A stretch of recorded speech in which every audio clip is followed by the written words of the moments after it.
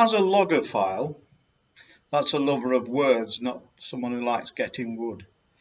I take in words all the time, and I was stuck in traffic on top of a hill, looking at the names on a terrace row of houses, 5 houses.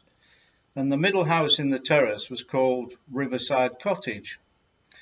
So I got to thinking, because that's the person I am, I got to thinking, unless the river is immediately behind this house, and it isn't, because I checked it on a map, then the 2 cottages that are either side of Riverside Cottage have a better claim to being nearer to the river. In truth, the nearest river is about a mile away, with about 50 houses between it and the river. So I guess this poem is about people naming their houses inappropriately from the point of view of people like me, pedants. This poem is called The Pedant's Pursuit of Vainglory, Part 1 on the naming of Cornish cottages.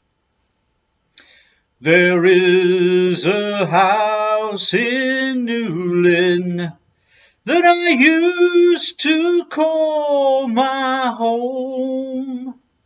It was called Pendennis.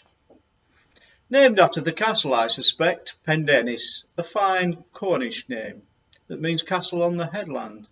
Now this Pendennis was at sea level, not really authentic I felt, but then having lived in one of 4 modern semi-detached houses called Buccaneer Cottages, it could be worse. Pendennis. Its name was marked out and hammered into the granite door frame in those little black lead letters that you see on Cornish gravestones. Those letters that sometimes fall off. Pendennis. I was always worried that some of the letters of Pendennis would fall off, and me not being skilled enough to replace them, despite calling myself a wordsmith, I would have to live in a house no longer called Pendennis, but Dennis. What were you lot thinking of? Then I remembered in Mousel that there is a cottage that is called Nigel. Just Nigel.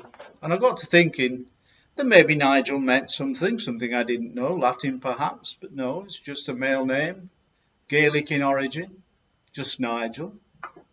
Isn't that what we do now? Anthropomorphise everything. Who calls their dog Rover or Jip these days? It's more likely to be Rosie and Jim. Who calls their cat Fluffy or Tiddles now? It's more likely to be Florence and Tim. So why not with a cottage? Imagine calling your home Trevor. But in Carbis Bay, there is a house called Trevor. Now maybe it's Trevor, maybe it's Cornish and means something else entirely, but it looks like Trevor and I sort of like that. Giving your home a Cornish name lends it an air of authenticity, a feeling of establishment. New house becomes Shinuith, Seaview becomes Gwellanmore. As a rule, Cornish house names are a good thing. You're in Cornwall, embrace it. Unlike those people who like to stake a claim for their homeland, conquerors taking up the conqueror's position, or missionaries taking up the mission. Maybe not missionaries. Whether it's Surbiton Cottage or Goodison Park, their home is a circle of covered wagons holding fast against the natives, a little piece of Cornwall that is forever England, or maybe Spain. Why move to Cornwall and call your house Torremolinos?